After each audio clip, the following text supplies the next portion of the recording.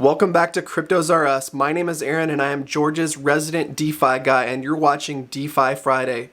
Today I'd like to talk about moving assets off of Coinbase on to the Ethereum network and possibly bridging over to Arbitrum if you'd like to do that as well. Because of the banking crisis and because of the Wells notice that has been given to Coinbase from the SEC, I would like to take my Coinbase wrapped ETH off of Coinbase and to move on from any centralization there. There are many other reasons to move your assets off of centralized exchanges. For instance, Gala Games is changing their token from a version 1 to a version 2, and Coinbase won't be supporting that. You'll need to move those Gala tokens off of Coinbase onto the blockchain so that Gala can upgrade those for you automatically.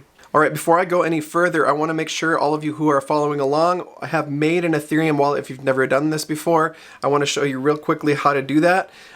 George recommends using Aurochs. This is a browser-based wallet platform. There's also MetaMask and Rabby. I think MetaMask is probably the most ubiquitous.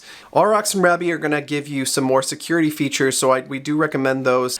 So with that, make sure that you go to your wallet and click this little add button here to create a new address before moving on with this video. And then make sure before you transfer anything off of an exchange, a centralized exchange, that you're sending it to the right network. So Ethereum is obviously going to go to Ethereum compatible chains like Ethereum, Polygon, Arbitrum, Optimism, and the like. But you're going to have some other chains that you might have coins from on your centralized exchange that you'll want to send to other chains. So make sure that you're sending compatible coins to compatible chains. Just want to make sure that all of you are aware you need to make a wallet and send some Ethereum to that wallet before you do this specific transaction in order to be able to do next steps.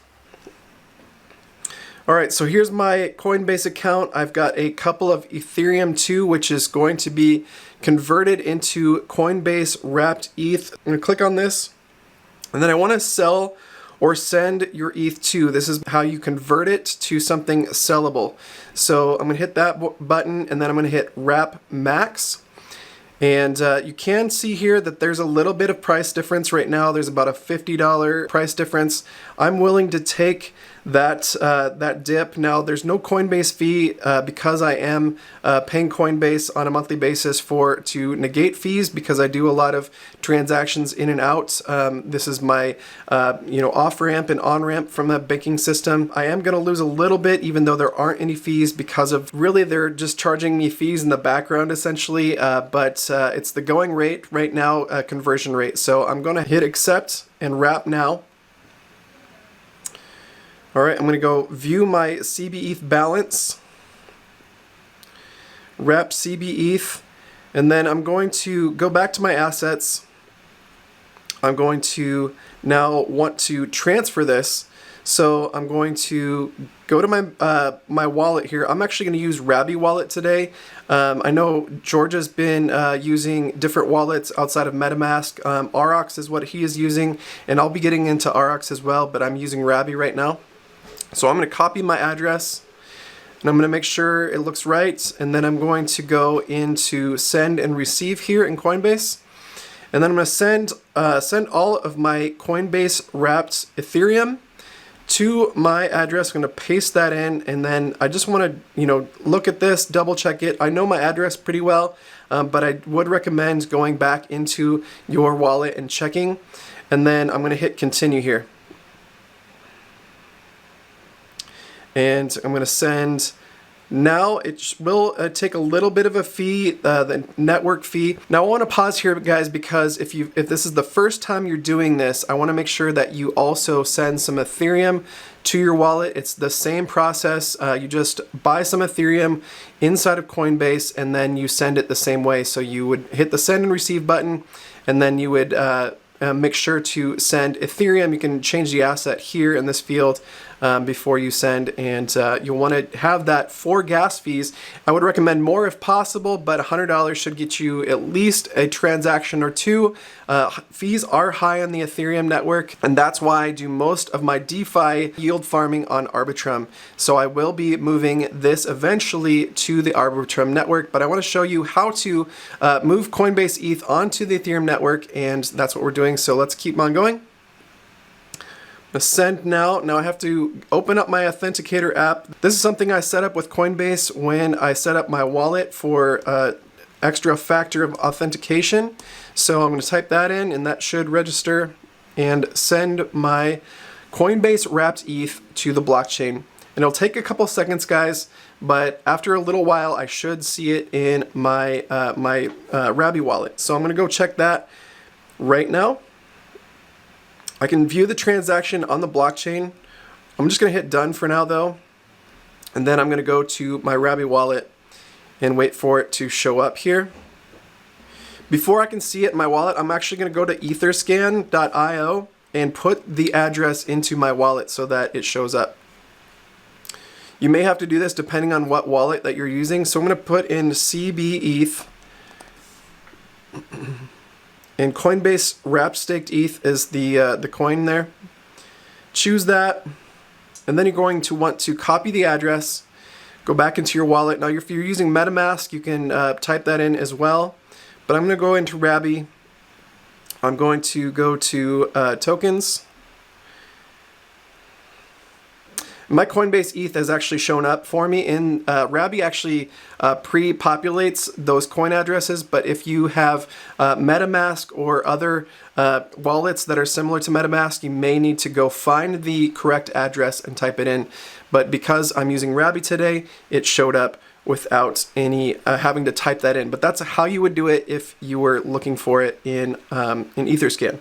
So let's move on. I would like to show you a couple different ways how to convert this. Because of the Wells notice, the SEC cracking down on Coinbase and Kraken and the like, we want to make sure that we change it out from CBETH to something similar. Now there's a lot to choose from, and I'm going to go to DeFi Llama to show you a couple different options here. So DeFi Llama has a Ethereum liquid staking page, and this is going to show you what the LSD APRs are, or the liquid staking derivative APRs are. So Coinbase wrap staked ETH is giving me 5.37%. Lido staked ETH is at 5.3%. Rocket Pool, which is more decentralized than all of the other options, is going to give me 5%.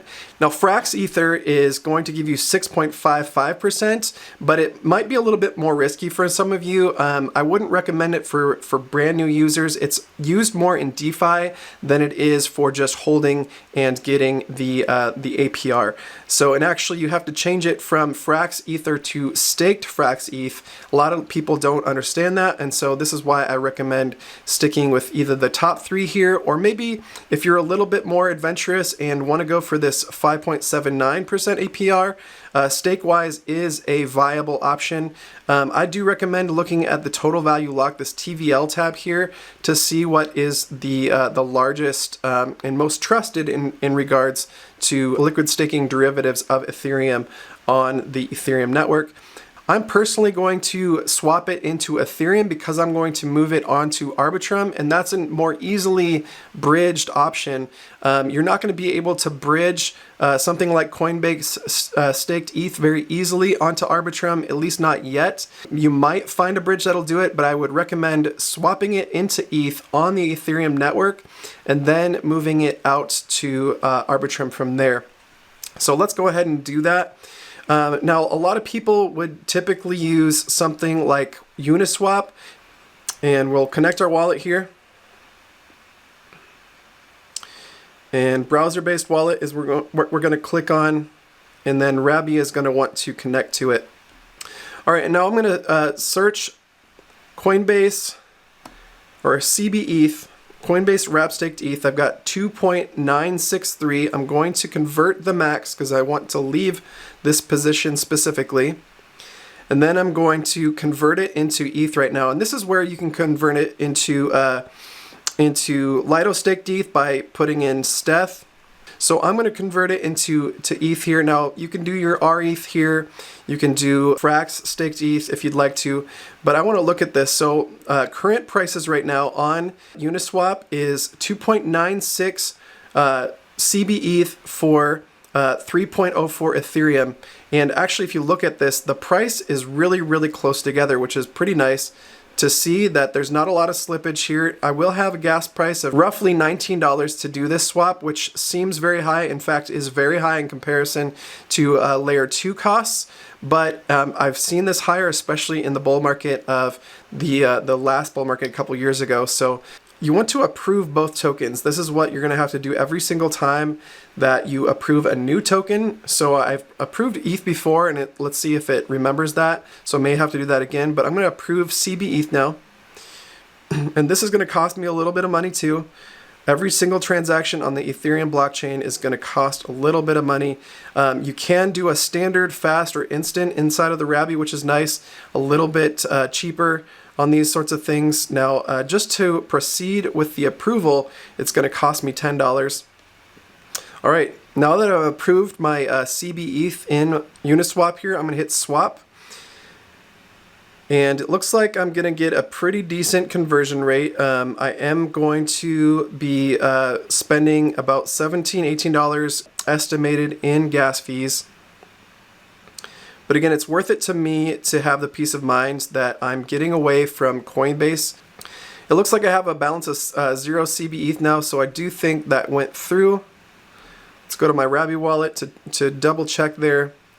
Go to tokens. And it looks like I do have the Ethereum in my wallet now. And now I'm going to move on to transfer this, bridge this over to the Arbitrum network. Now, my favorite way to bridge is with Bungee.exchange. Bungee seems to have the most connections and be able to use the most amount of tokens. So I do tend to use this more often, but there are many other bridges. Stargate is a big one, and I've covered that in my first DeFi Friday video. It's probably the most commonly used bridge to Arbitrum. There's the Arbitrum official bridge as well, and there's also this one here. Orbiter Finance is one that is commonly used as well. So I'm going to use Bungee though. I feel like I get the best prices and the quickest times. The official Arbitrum bridge could take up to 10 minutes plus to bridge over, and then on the way back it could take up to 5 to 7 days. So I do tend to use Bungee, which is pretty instant. I would say up to 3 minutes typically. So I'm going to go ahead and make sure I'm on the Ethereum network here. I'm going to switch to Ethereum, and then I'm going to hit max here. And then I'm going to choose Arbitrum. I believe this was originally on Polygon when I pulled this up originally. It's probably just the last thing you used.